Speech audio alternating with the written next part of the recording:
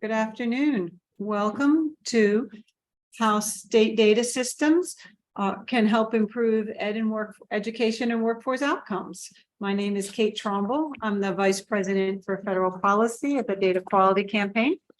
And DQC is hosting this webinar today in partnership with Results for America. If you're joining us, then you likely know either DQC or Results for America. You probably even partner with us. But just really briefly, DQC is a national advocacy organization whose bottom line is that data must work for people, particularly state data systems. And Results for America is similarly a national organization whose mission is to make investing in what works the new normal.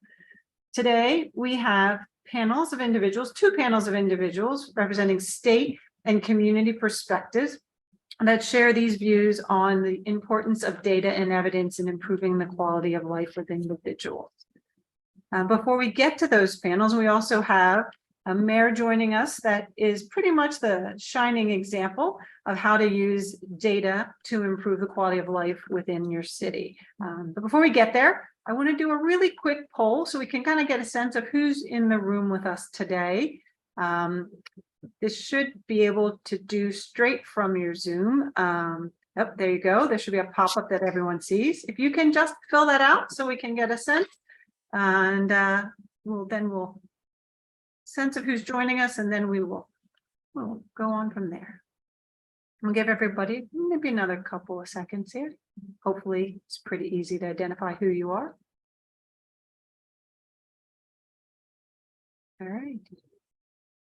Mitch, when you're ready, if you can show us the results. All right, nice. We have a nice mix of folks from nonprofit organizations, some researchers, technology, even a few congressional staffers. Welcome, community organizations. It's wonderful to see you all today. Thank you for joining us. We are going to try and make this worth your while. And I'm sure that the first speaker will definitely be worth your while. I'd like to take a moment now to introduce Mayor G.T. Bynum. Mayor Bynum was elected the mayor of Tulsa, Oklahoma in December 2016. He was one of the youngest people ever to lead the city and the first to clearly put data-driven decision-making at the top of a change agenda. His administration has demonstrated how using data can improve the quality of life in Tulsa and drive innovation in the community. His leadership has empowered city leaders and community partners to come together to address challenges in the city and to build a Tulsa every resident is proud to live in.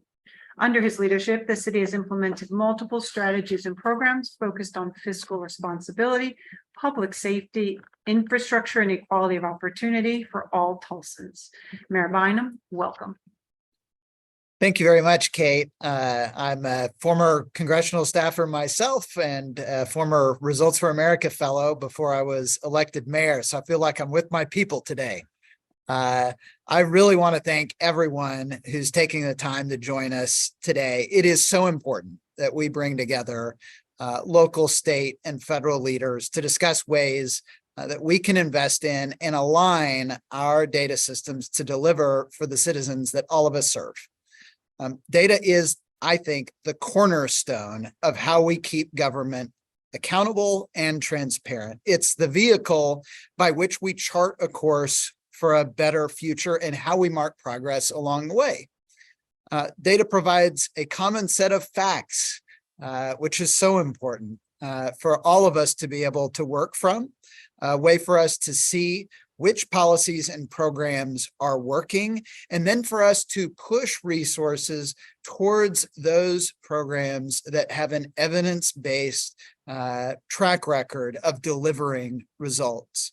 At the city level, we have to be able to rely on state longitudinal data systems that can meet our needs and help government, nonprofits, academics, and the public improve their outcomes. States, in turn, need federal support to boost their investment in those same state longitudinal data systems and investment that will benefit cities just like mine here in Tulsa. When it comes to education and workforce, everyone, from policymakers to prospective students and job seekers, should have access to reliable data and information to guide their decision-making. That data can mean the difference between a student finishing their degree or someone securing a good-paying job. Good data is also key for helping communities secure federal funding. We've seen that in the last several years, more than at any point in my lifetime. And that federal funding is helping us meet community needs and then also track and report back to the federal government about the impact that those interventions are making in communities all across America.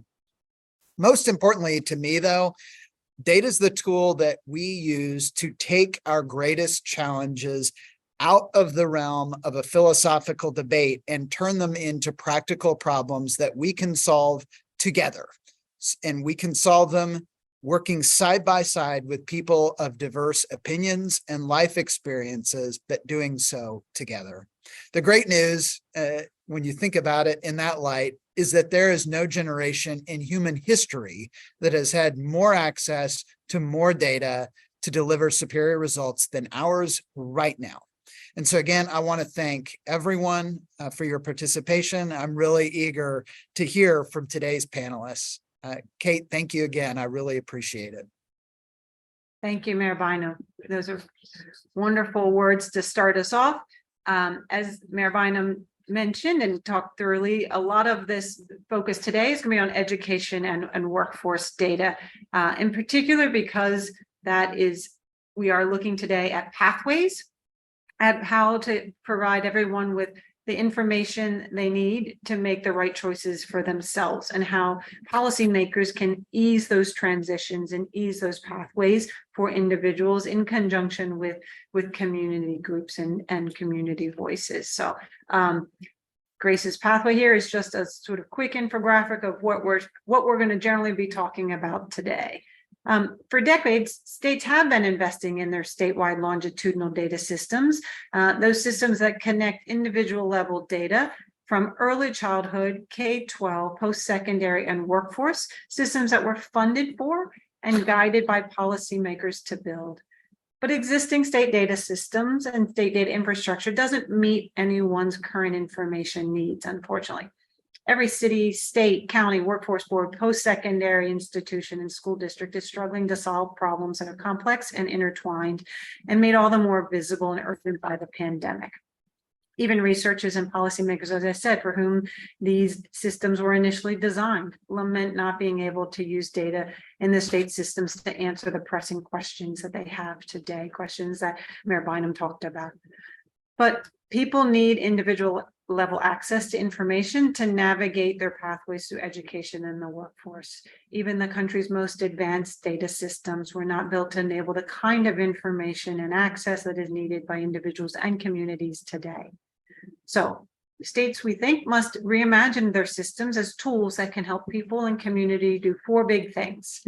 The first is smooth the friction as students move from the 9th grade through high school and into whatever comes next, including transitioning to college or entering a high quality career pathway.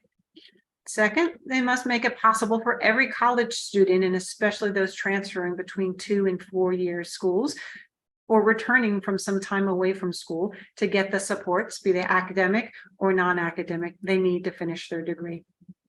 Third, those systems should ensure that anyone looking to advance their career has the information they need to upskill, to pivot, to change career pathway altogether. And lastly, those systems should produce trusted insights about people's pathways through education and career by ensuring that researchers have access to information. Today, we're joined by 2 panels of experts. First, a group of community partners that have been using data in different ways to increase economic mobility, in the ways that I just talked about. And second, a group of leading states that are developing their data systems to support the kinds of efforts you'll hear from our community partners discussing, and that I just talked about, the 4 sort of use cases that we think state data systems really need to reimagine for at the moment. So without further delay, let me hand it over to Nicole Dunn, VP of Federal Policy for Results for America, and our first panel. Nicole?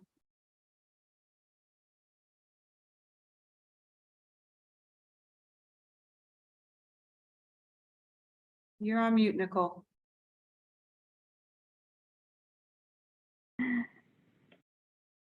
Thank you, Kate, and thank you, Mayor Bynum, for those insights. So happy to be here today with you, all of you. And again, I'm Nicole Dunn, Vice President for Federal Policy at Results for America, and I am very excited to kick off this first panel. We're going to be hearing from 3 fantastic local leaders about the impact of robust data systems to improve outcomes in their communities. And we're also going to be hearing about the challenges they face and the need for greater investment and coordination on data from federal, state, and local partners. So first, I will introduce our panelists. Dr. Russell W. Booker is a dedicated education advocate and the Chief Executive Officer of the Spartanburg Academic Movement in Spartanburg, South Carolina. Dr. Booker's career spans 28 years in education, during which he served as a teacher, counselor, coach, principal, and district administrator before retiring as the superintendent of Spartanburg County School District 7. He currently chairs the National Strive Together Board of Directors. We also have Dr. Emily Calderon Galdiano, who serves as Chief Impact and Strategy Officer for UP Partnership and believes in the power of collaboration and data to affect systems change. She is a bilingual advocate, scholar, educator, coach, and evaluator with 20 years in education, community engagement, and policy arenas. Emily has previously served as legislative director for a state senator, director of research for 2 national organizations, and a university faculty member. We also are very pleased to have Dr. Melanie Moore from Oakland Thrives. She is the Chief Executive Officer of Oakland Thrives, an experienced leader specializing in innovation, collaboration, collective impact, and public-private partnerships. She was a professional evaluator for over 15 years, leading projects assessing the impact of youth development, school reform, community development programs, capacity building initiatives, and funder networks. Dr. Moore was the lead evaluator in the San Francisco Department of Children, Youth, and Families. So welcome to our panelists. I'm so excited to have you all. So we're going to get started with the first question to each of you. And we will start with Dr. Booker. You are all working to improve economic opportunity in your communities. Can you share one example of how you are leveraging data to improve education or career outcomes for your residents? Great. Thank you, Nicole. And thank you all for joining this important conversation today. So I want to talk about Grace for a second. Kate introduced us to Grace a moment ago. Well, in 4 weeks, Grace will be one of about 3,500 students who are in our kindergarten here in Spartanburg, South Carolina. Within 45 days, our teachers will sit down with Grace. They'll take an assessment to gauge her level of readiness. It's an important assessment. It's called the KRA, the Kindergarten Readiness Assessment. And it will give those teachers information they need in order to be able to work with Grace as she begins her kindergarten career. And that's an important thing to do. The bigger question we've been trying to answer at the Spartanburg Academic Movement, though, is what are we doing as a community to ensure the children are ready when they get there? Not gauging their readiness once they walk into the doors for the first time. And we didn't have an instrument that could give us that data. But over the last 5 or 6 years, we've been fortunate to partner with a university to now give a population level assessment for our kindergartners. And the difference in this particular assessment versus the one that just gives us the student data is once we give this particular assessment, we're able to see our students by census tract and determine across Spartanburg County where we've got the greatest vulnerabilities with our students. It can tell us who's ready, who's vulnerable of not being ready for school success, and those who are at risk of school failure. The importance of that is readiness is not the responsibility of the K-5 through 12 sector. Readiness is the responsibility of a community. So how do we engage our community to make sure they have the information they need to do what needs to be done from prenatal all the way through it's time for them to go to school. So behind me, you can't see these maps, but the green maps in the back, and I sat here for a reason, was to show you what these census tracts look like.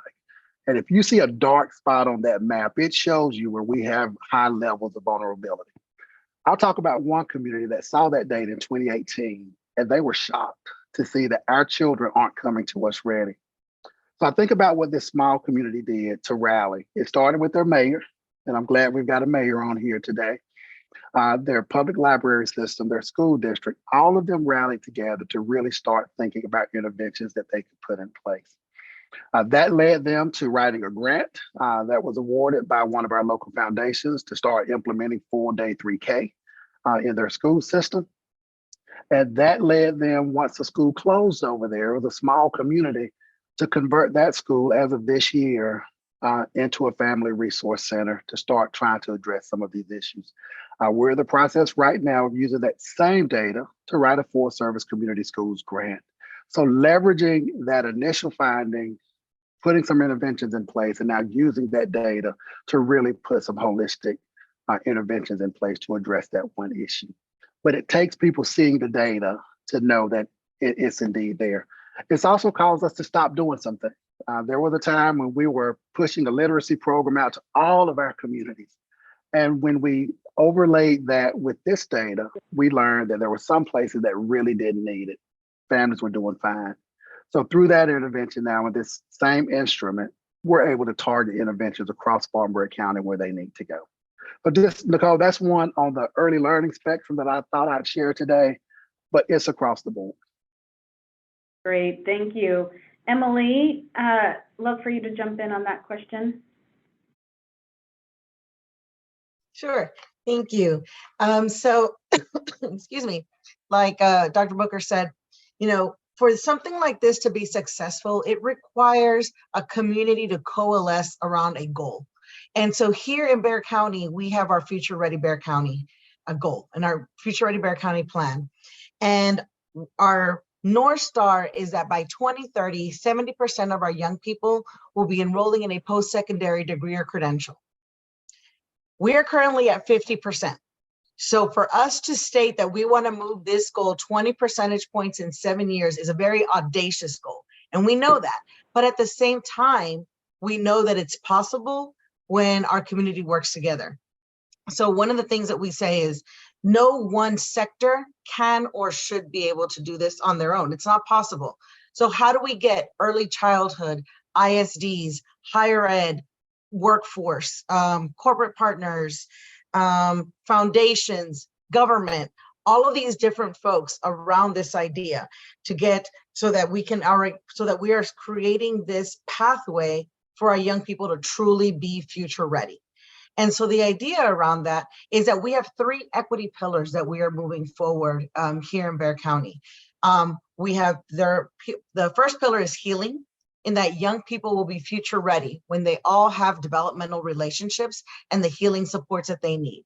This means that we're working with our out of school time partners and our youth development organizations. And so a lot of this is work and also doing some of the work around restorative practices here to upskilling justice involved youth. And so this is the healing part of our work. We also have the second pillar, which is access, which is where young people will be future ready when they can access high quality education and career opportunities. And so, for example, we have a fantastic partners here in San Antonio, where we've got our Alamo Promise, which comes from our Alamo Colleges District Foundation, Comprehensive Last Dollar Scholarship. We have our UTSA Bold Promise, which is when you go into a 4-year institution.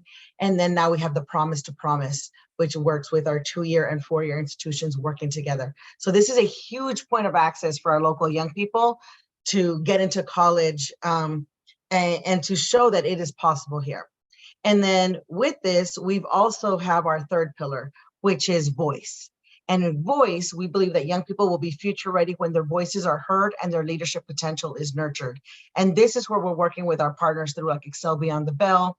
We successfully, with our partners here and the city of San Antonio, we were working with the American Rescue Plan Act funds here.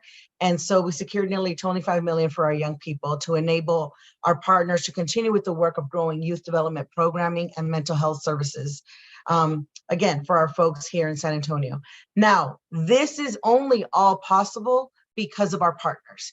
And here we've got 85 partners that have signed on to this. And it's not just to sign on and say that you want to be a part of Future Ready. No, it's also been translating those action commitments, looking at the data. What does this data mean as we work together? What are the different data systems that exist here in our community that we can then work around and develop so that we follow this student, like Kate and Russell, you were talking about, Grace. What does it mean as she's going through this educational process? What are the holistic supports that we can provide our young people?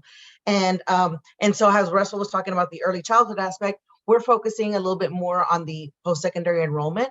So through our Equitable Enrollment Collaborative, one of our things that we are looking at here in Texas, we passed House Bill 3, which specifically looks at college and career military readiness for a funding aspect of it. So through our Equitable Enrollment Collaborative, the work is coalescing around this college readiness outcome measure and really targeting the educational inequities that exist for our young people of color and our dreamers. And so with this, you're trying to find out what are some of the students that we just need to be working with a little bit more so that then they become college ready, so that this money and this funding from the legislature can then go back into our school districts.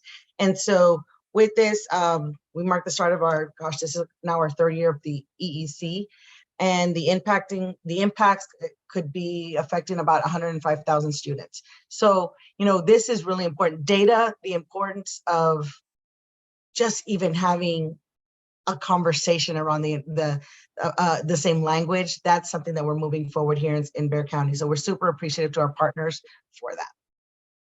Great. Melanie, how are you leveraging data to improve outcomes? I will join the conversation with an elementary school example. So we've got the early childhood, we've got the post-secondary, and I'll talk a little bit about what we're looking at in Oakland as a collective impact backbone organization, working with our public and our private sector partners. So our school district, our city, our county office of education, our community college district, and our First Five Commission, all those partners, and philanthropy, nonprofit organizations, business community, and faith leaders. And when we look at data, we try to be as precise as we can. So we're zeroing in on the metric we want to shift, and then the intervention strategies that might have a chance of moving that needle. And so for the past several years, the top priority for our school district has been third grade reading, reading on grade level by third. Critical indicator, we all know it. And unfortunately, several years ago, the NAACP saw fit to sue the Oakland Unified School District because of disparities in the third grade reading achievement data when you disaggregated the data by race.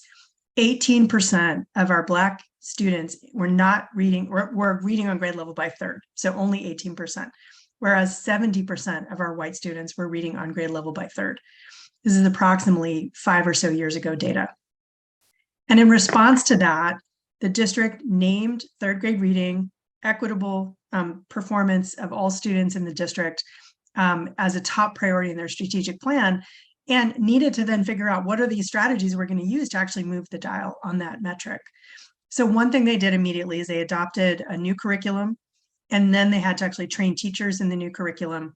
And part of the way that Oakland thrives is in support of our school district as a backbone, is that we played a role in connecting out of school time providers, before and after school care providers, and in school additional support providers to support reading tutoring in the early grades. So really full big push on literacy from multi-sector push. And over time, one of the ways that data was particularly useful in tracking our success was we developed certain tools that were enabling us to look at a school level at not just student performance, which is often the only view that you get, but by working with community partners, one in particular, the Oakland Literacy Coalition, they actually mapped every school in our district in Oakland, and on a dot on a map, you could click on a school, and then you would get a little readout on the side of which supportive programs were present at that school. Reading Partners, the Oakland Reach. Was there a particular after-school program that was providing specific literacy supports? So at least at a glance, you could see, are there disparities in terms of which schools have those outside provider support? So similar to what Dr. Booker was saying, locating performance at the school and community level, not just within the child. So data can reframe the conversation about what do we need to do to be successful, from we need to fix these children to actually we need to look at the system and is it enriched enough to have a chance of supporting that student along the lines that they need. But the other really fascinating piece that came into play was using data around the not waiting for 6 months for a report out about how did we do this semester with third grade reading, or certainly not waiting 12 months or 9 months, to see how this whole school year unfolds, but looking month by month at student achievement data using a particular assessment tool that was looking more at just the incremental growth of students, and in particular looking at the rates at which students were even being assessed by their teachers. Now, this is getting in the weeds, I admit it, but the reason it's important is because when we looked month by month, so real-time data, at the uptake of teachers actually administering these in-class assessments, we saw the same kind of racial disparities that we were seeing in the overarching data. Fewer Black students were even being assessed than their non-Black counterparts. So what was going on there? We needed to look deeper at what was happening inside schools, inside classrooms. And so from an equity standpoint, data is critical, and getting data early and being able to pivot and being able to correct practice is pivotal in getting the ultimate outcomes that we want. And I'm happy to say that a few years on, we've actually increased the on-grade reading performance of our Black students markedly. It's up to 35% now. It's still not where we want to be in terms of equity, but we are on the right path. And it's only by looking at the hard stuff, by looking at the numbers, because the numbers tell you the story, that we're able to then correctly identify the types of interventions that we really need to make a difference. Oh, thank you, Melanie. Emily, maybe you could talk about some of the challenges you have in accessing the data that would be helpful to you. Sure. So I want to highlight the good right now first, before I go into the challenges. That in Texas, we've got the Educational Resource Center, Education Research Center. So it's this phenomenal data depository. It's one of the largest SLDSs in the nation. So it allows researchers to really follow the trajectory of the student from early childhood through post-secondary to career.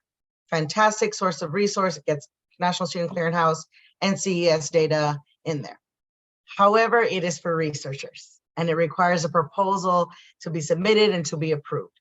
So for those of us who are in the front lines and are working with our partners, that data is not as easily accessible for us. So really the big challenge that we have is state level publicly available data.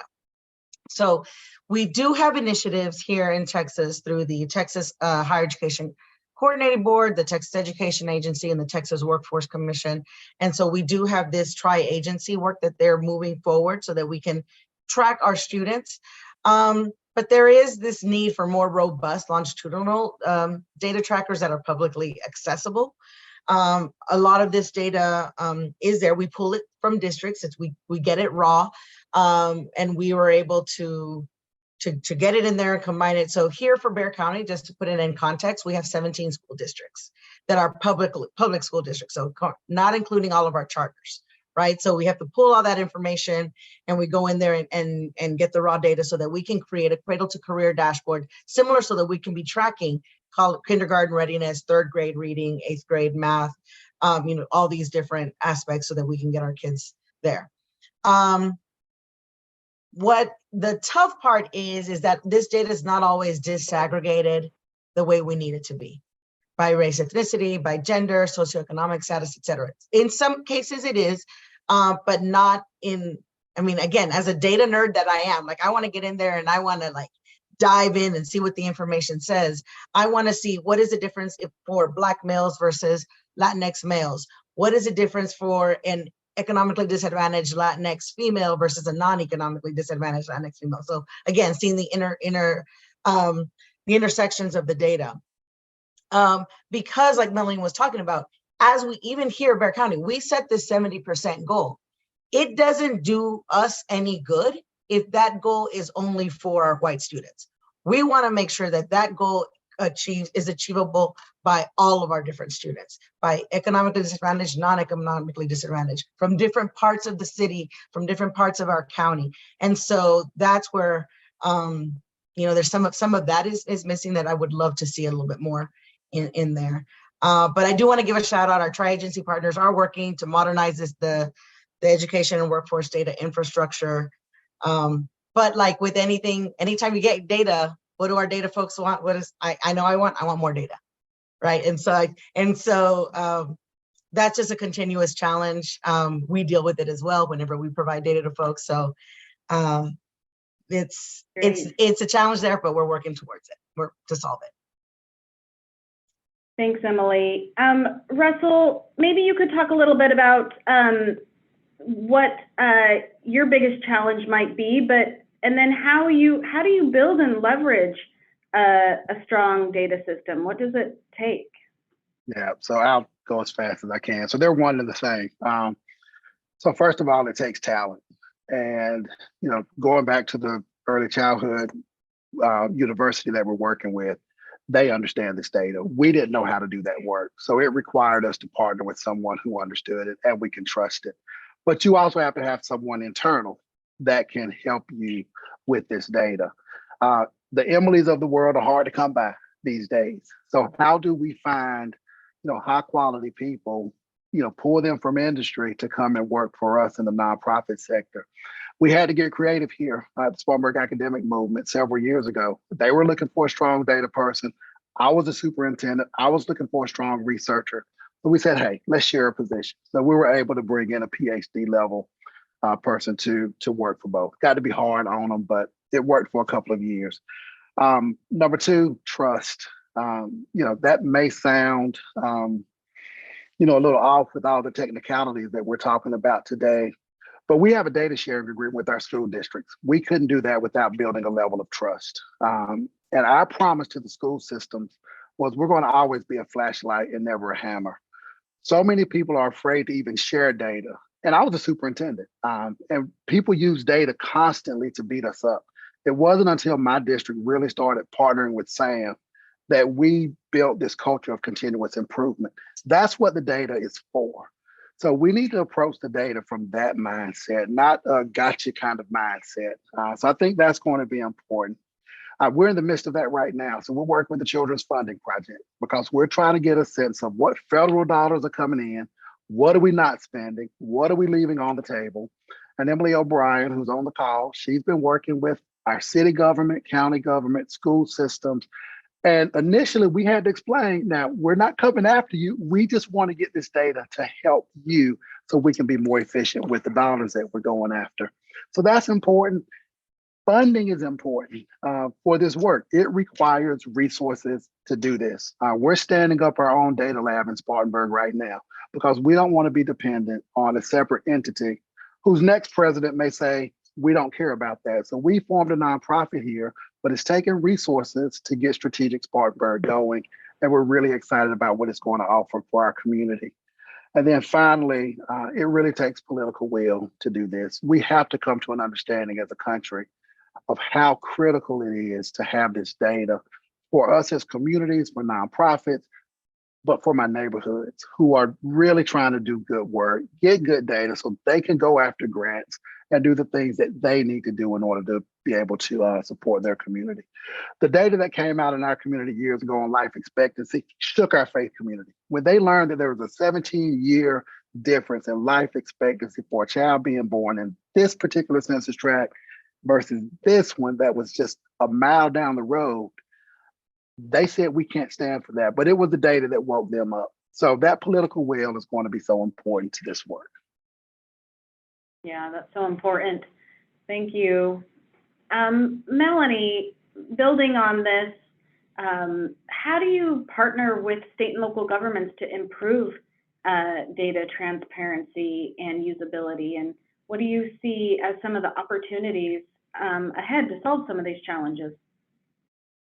It's a great question, and I want to lift up the importance of longitudinal data because I know that's part of what we're talking about here. And most of us don't operate in systems where there is longitudinal data kept on individual young people or families.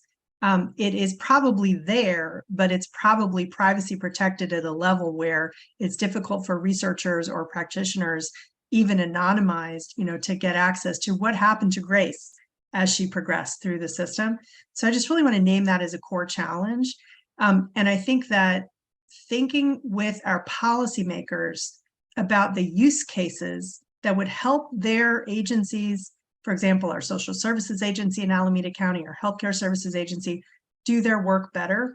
A lot of the data that's really going to sort of just blow the roof off of effectiveness at a case management level or at a department to department or sort of cross agency sharing level, it's going to be that longitudinal data, because we're going to identify what were Grace's, points at which she sort of fell off the map, indicating a lack of service, or indicating other information that we need to know, such as there's a crisis in the family. It's going to enable us to understand that, we're breaking the data down, we're disaggregating right now in big, large chunks. We're disaggregating by race, for example.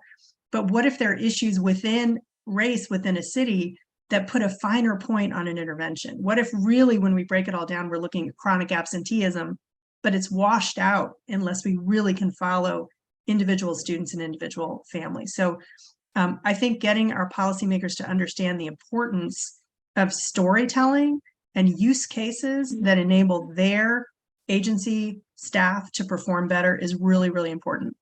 I also think it's important not to try to do everything all at once.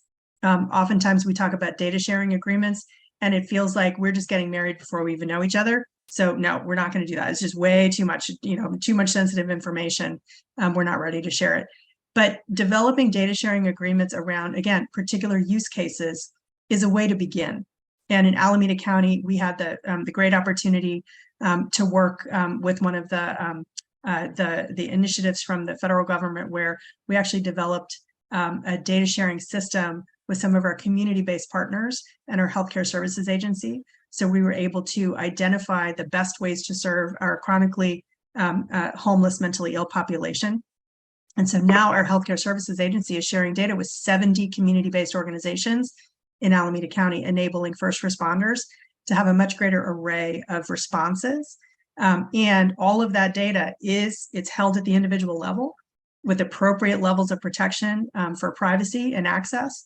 But the opportunity is to make sure that people who need particular supports or particular community connections that they trust are able to get that even in times of crisis.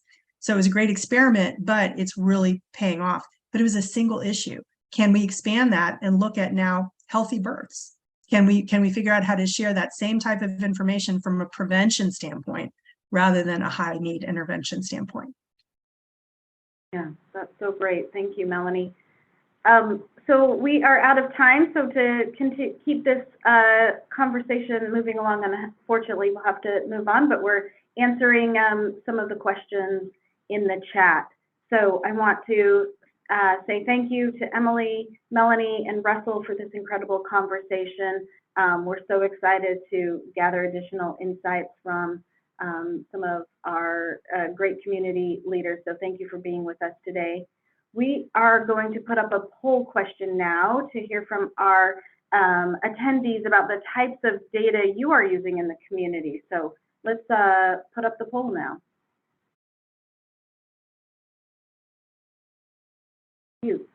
What role should the federal government play in supporting state and local governments to evolve their data systems? A minute here.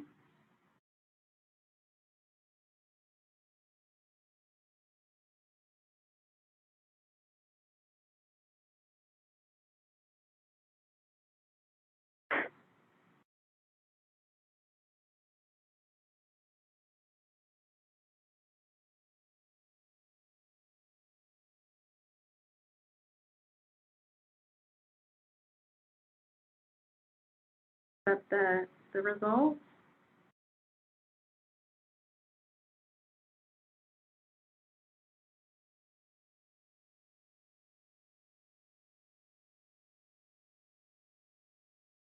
Okay, all of the above. Seems to resonate with our conversation we just had. So thanks to everyone for joining in, and I will turn it back to Kate. Thank you. Thank you, Nicole. And I think that poll question, I think, previewed our next conversation. Which is a nice segue, and as did the conversation about use cases that Dr. Booker and Melanie and Emily all discussed different use cases. So I think from that and the community voice and perspective on what are the use cases important, we're going to transition to those state voices that are working in partnership with their communities. On our second panel, we have Ryan Estrellado, Director of Data Programs at California's statewide Cradle to Career Data System. Nick Moore, who's the Director of the Governor's Office of Education and Workforce Transformation in Alabama. And Kate Akers, who is the Assistant Vice Chancellor and Chief Data Officer for Pennsylvania's State System for Higher Education, or PASHE. Kate also previously led the work of the Kentucky Center for Statistics, and sometimes we tap into her knowledge from Kentucky as well as Pennsylvania. With that, if we could pull up our panel, please, Mitch. Great, welcome everyone. All right, this first question, I'm gonna start you off with an easy one for all three of you. Please take we can go in turn answering. And that is, I've included you on this panel, and actually we've done this panel together in other formats because all of you are in the middle of setting up a statewide data system, and that has the potential to provide important access as well as services to people. And what I'd like to know is, what is your priority use case? What's the issue you were trying to address in setting this up? And how did you decide on that priority? So why don't we start with Kate and then go to Ryan and Nick? I'm happy to. Thank you so much for the opportunity. I'm always happy to represent one or both of the Commonwealths of both Pennsylvania and Kentucky. In my current role, I'm with the Pennsylvania State System of Higher Education. We represent the public four-year state-owned institutions in Pennsylvania. And I appreciate that the question in the chat asking for, how we really relate to longitudinal data systems. So Pennsylvania is one of the states without a fully comprehensive state longitudinal data system. So really what we are working on at PASHE in particular is building out that higher education longitudinal data system, really with connections into other places, into other agencies relevant to really the work that we're doing. So I could really talk for days, as Kate and my other wonderful colleagues and friends that are on here would know. But I'm gonna focus specifically on a particular issue that we have around really addressing post-secondary value and really workforce alignment, really understanding what the role is of the state system in terms of preparing and fueling the Pennsylvania workforce, and thinking about that impact and really that transparency on our learners throughout the Commonwealth of Pennsylvania.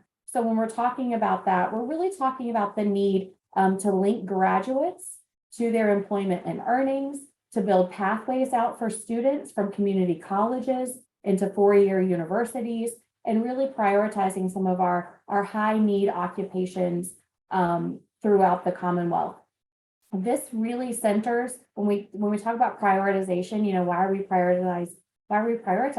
prioritizing these things? Our mission is to provide high quality education at the lowest possible cost to students. We want to increase education attainment in the Commonwealth of Pennsylvania and really helping to prepare students for personal success in their lives, as well as contribute to the economic, social, and cultural development in all of our Pennsylvania communities. So when we think about this work is not possible without linked multi-agency longitudinal data. Without this linkage, we do not have the information that we need to even measure our starting point or really assess our project.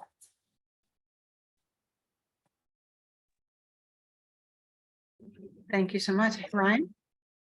Yeah, I'm happy to go next. I really like this question. So a couple of things. The The first is we are trying to help by empowering the public to ask questions, ask and answer questions that better reflect the complexity of the lives and stories of Californians. And the reason why I frame it that way is with each of these state agencies who are our partners within their own data systems, there's already a lot of great value for the public to make decisions and for policymakers to make decisions.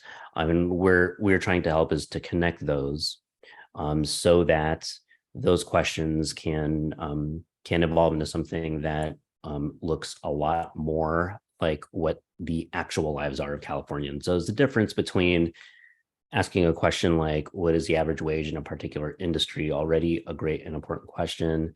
And so we're interested in joining, linking data so that question can then become something like in a single industry, what is the average wage compared across a 4-year or 2-year college, for example, or for a particular folks from a particular region or folks from different pathways from high school and into college. And so that's the way we see it, is it's in linking the data and that we can we can begin to have these conversations in a way that the public can look at it and say like, oh, I already saw myself in the wage data. I see even more of myself there because of the connectedness of these different sort of stages of life. The second thing is we're very much interested in this concept that from Drs. Pamela Hurd and Donald Moynihan of administrative burden, this basic idea that when a government provides a service and a benefit to the public, that the burden to access that benefit should largely, if not entirely, fall on not on the people receiving the benefit, but the folks providing it. And we see data as a way to shift some of the administrative burden, if not most, hopefully all, away from the people who are accessing benefits onto the data systems that already create a lot of the answers that we often ask the public to give us before we offer the service. And to get a little bit more specific about that, we see that primarily in our work to scale college and career planning tools for all students in California, so that some of the barriers that our young people face as they apply for college and financial aid can be identified and then taken off of them and put on our data systems to make that experience more efficient and more pleasant for them. So those are two use cases that come to mind for us. Great, thank you. And that's a nice segue into Nick and Alabama's effort. Well, thanks, Kate. And it's an honor to join you all today, and really enjoyed the comments from my colleagues here, and also the first panel around readiness and literacy, because for Governor Ivey, she is focused on trying to do about 200 years of work in the state of Alabama in 10. She'll be our state's longest consecutively serving governor by the end of her second term. She stood at my office to help eliminate silos among state agencies, and the use of data has become sort of the Rosetta Stone to conduct the work of my office. And what we have realized is that there's too many leaks in our talent pipeline. For example, there's only about 57% of Alabamians 16 and above participate in the labor force. Only about 24 out of 100 graduating seniors end up with a bachelor's degree 6 years after they graduate. And only about 78 or 79% of our students are college and career ready when they graduate. So we've got to eliminate some of those leaks to make sure that every citizen reaches the full measure of their potential, and using data to hone in on things like who, for example, are members of our shadow labor force, who would be working today if it were not for a first or last dollar barrier that's preventing them from doing so. And so we've done a lot of this work by not only setting up a state longitudinal data system that we call Atlas on Career Pathways, but also beginning to build a full-scale talent marketplace that makes skills the unit of transaction. You know, credentials are just the wrapper. If we want to get past time and credit-based assertions, we've got to have sort of a runway or a transition from where we are today to where we want to go in the future. And we've recognized that if we want to increase labor force participation, we also got to be focused on post-secondary attainment strategically. Tactically, to do that, we've got to focus on competency-based learning and skills-based hiring. But to do that, we've got to implement the data systems and technology that allow us to take that to scale without having to do a lot of manual and duplicative processes. At the K-12 side, we really focused on instructional coherence and using data to look at sort of the 4 domains of rapid turnaround to make sure that we've got strong instructional leadership, strong instructional materials, we've got professional learning that's benchmarked to student formative data, and that we're using data to really inform a coaching cycle so that at the end of the day, we can inform school culture and climate. The most important things regarding student achievement is collective teacher efficacy and the absence of disruptions. And using data, we can hone in on what we need to do to make those instructional shifts to improve the overall building climate. And so what we really need to see at the federal level to do that is a single programmatic source of formula-based funding. The SLDS grant and the WDQ grant, that was great a decade ago, but where we are now, that doesn't work. And for example, we shouldn't have to put the grant at the state education agency or different agencies just because the federal government thinks that's best. Really, governors should be able to determine that. So look forward to getting more into how we're using linked open data and some of our partnerships as we get into the discussion. Great, thank you, Nick. I'm going to turn from sort of our general, as you can see, we're sort of back referring to Grace. We're on this pathways conversation, right? So what are the college attainment, completion, preparation for it from K-12, and then what are all of it leading to workforce outcomes for individuals? Ryan, I'd love for you to talk a little bit about what the process looked like for California, getting from identifying the issue, particularly these sort of college and career planning tools for high schoolers that you wanted to address, to being able to leverage your data system in a way that helped address that issue. So, including how you got buy-in and kept the needs of the people for whom you were building these things centered. Yeah, so also a really good question. If I had to, so I'll start by summing it up by saying one thing I've really noticed about our office that I appreciate is that buy-in, engagement, making our tools practical and meaningful for folks, listening a lot, those are all structured into the work streams. And so, which is really important, I think, because it's not an afterthought or something that's kind of bolted onto the system of tools once we build the data system. It's been a part of the 18-month planning process that preceded the standing up of the office, and then is built into everything that we do. And we can point to like a number of different areas where that's true, but in particular, our governance structure is, I think, a really important way that that's done. So the representation on our governing boards and our advisory boards, very, very deliberate around representatives from both the community, but also our data partners. Our 2 advisory boards focus on helping us do the best thinking that we can around both the data and tools that we build, but also the way that we engage the community. And those folks are selected in part based on how well they are connected with their own communities. And so much of that is just within the underlying DNA of the way that the office works. And I could point to a few other things. I'll point to one other, which is the belief that user-centered design should be a part of everything that we do, from the way that we engage the community to the way that we build our slide decks, to the way that we build our tools, and even to the way that we build systems by which we ingest data from our partners. So even the types of experiences that we build for our work with our data partners, there's a lot of thought put into what's going to help this go well, what's going to help our data partners feel heard, in the same way that we want our community to feel heard. One of my favorite examples of this is we discovered pretty early in the process that it can be really hard if you're working with 13 data providers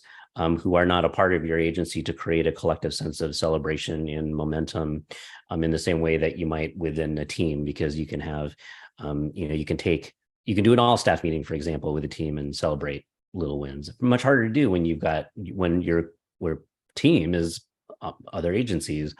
So we built a system-wide progress board that we use to to show to our data partners, celebrate the work that they've done for us, and create this overall feeling, we hope, that we're all in this together, despite us working in different agencies. And so as much as we do things like that for the community, we also do that for our data partners. And that, to me, is all part of the way that buy-in is sort of built into the and structured into the work streams that we use.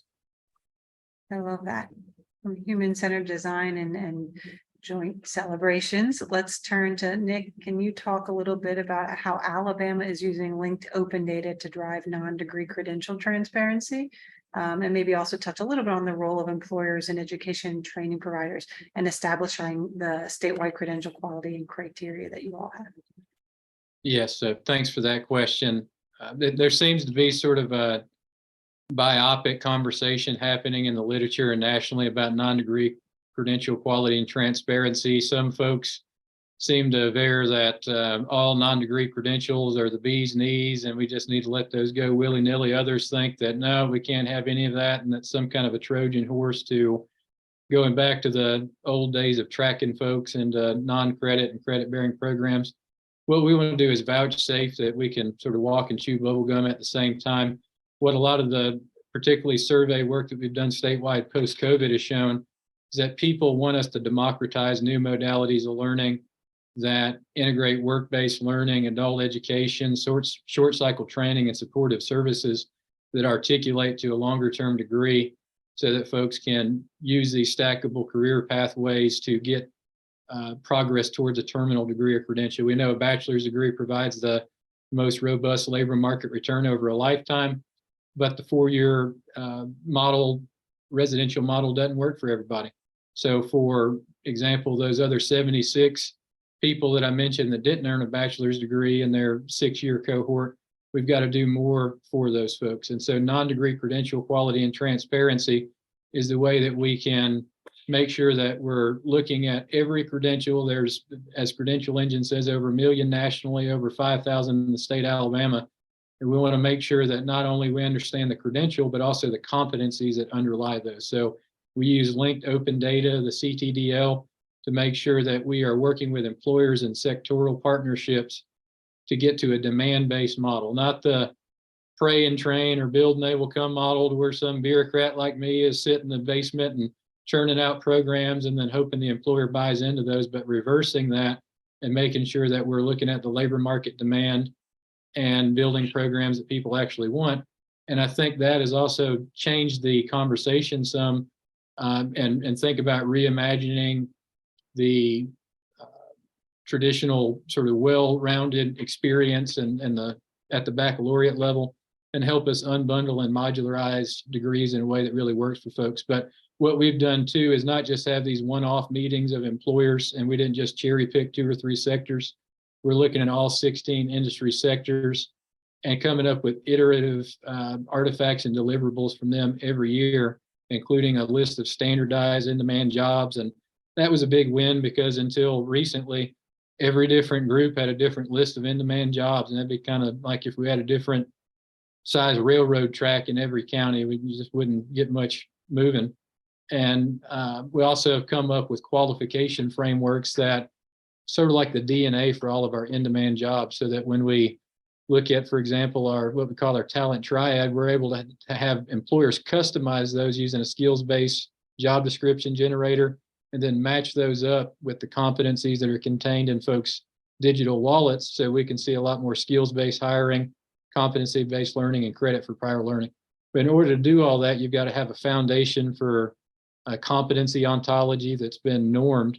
And that's why, I think there's going to be a lot of somewhat the dog catching the bus with everybody doing these orders about skills-based hiring, but I'm not really seeing the systems there to be able to pull that off. So I say that to say that anybody who'd like to join forces with us, we're certainly proselytizing and asking for other states to begin this conversation of reaching consensus on standardizing, for example, competency ontologies. Yeah. So Kate, maybe Pennsylvania will be one of those states. In the meantime, can you talk a little based on your current role at PASHE about what do institutions of higher education most need from this integrated systems? We've talked about sort of high schoolers looking to go on to the next thing, tools, employers workers on trying to identify the credentials that'll bring them quality and how to stack them. What is it that higher ed is looking, and what can it allow them to do to help students and their system of institutions?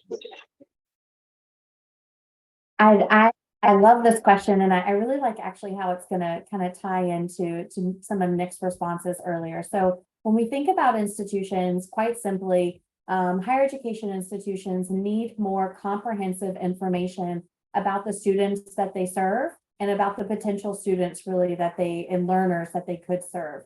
So without linking data across these systems, we're using data and information as if post-secondary students just arrive in a vacuum to our institutions, and then they leave in a vacuum without really understanding all of the pieces along that pathway.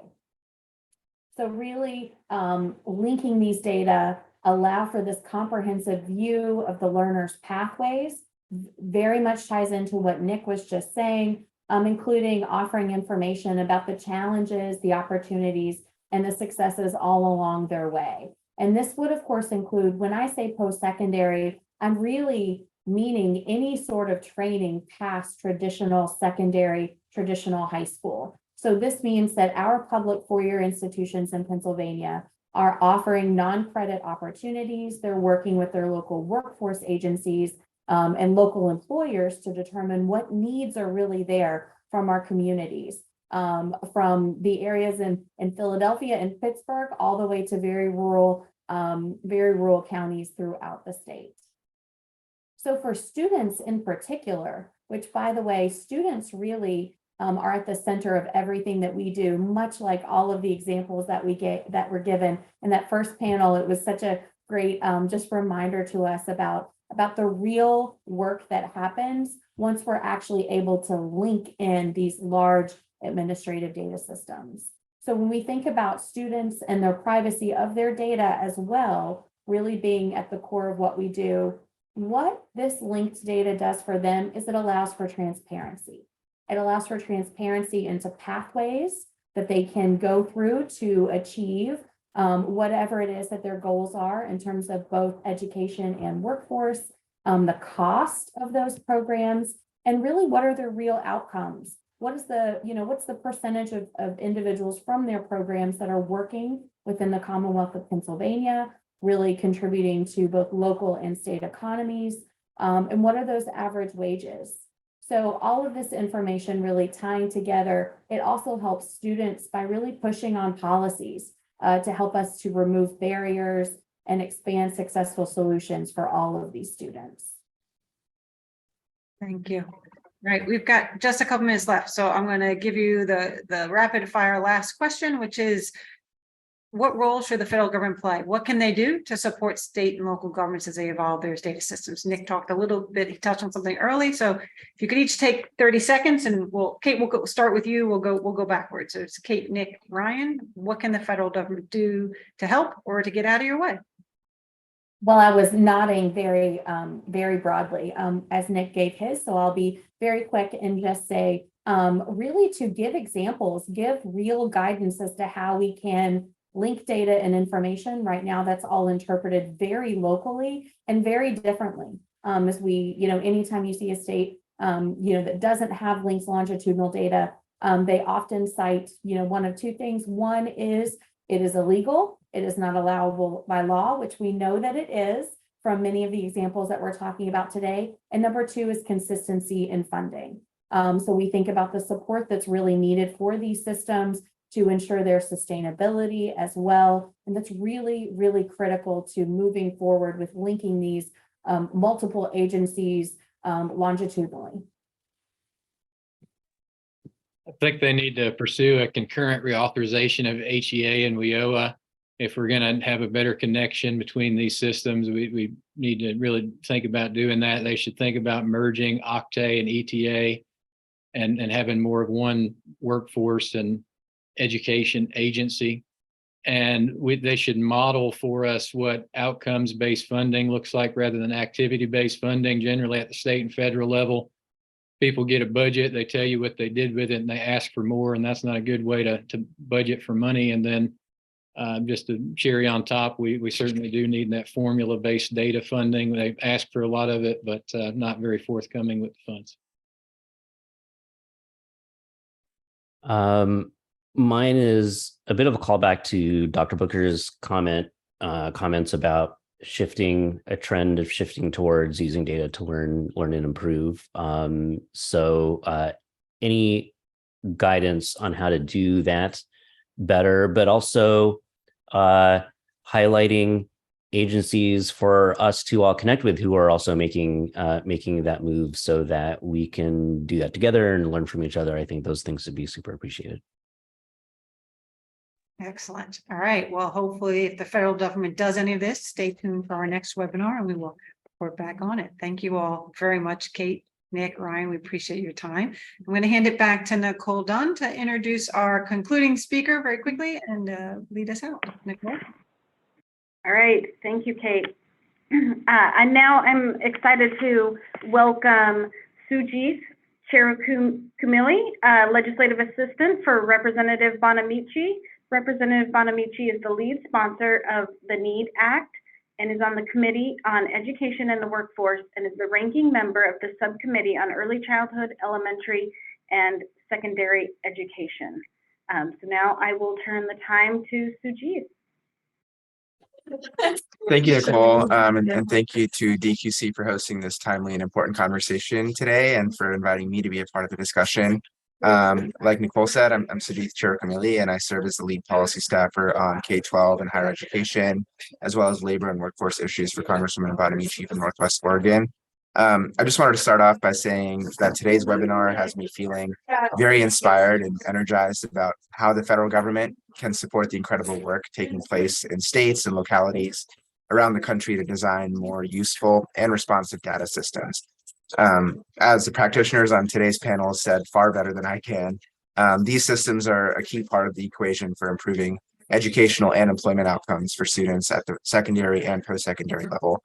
And it's critical that federal resources are leveraged to respond to data in a meaningful way by designing interventions to help students succeed and seamlessly transition between different stages of their education and their career, identifying gaps that exist in opportunities and academic outcomes between student groups, especially among those who are historically underserved and marginalized, facilitating communication, collaboration, and sharing of best practices within and across states to improve educational, health, employment, and other outcomes for students and families, and doing all of this in a way that helps protect the privacy of sensitive student data.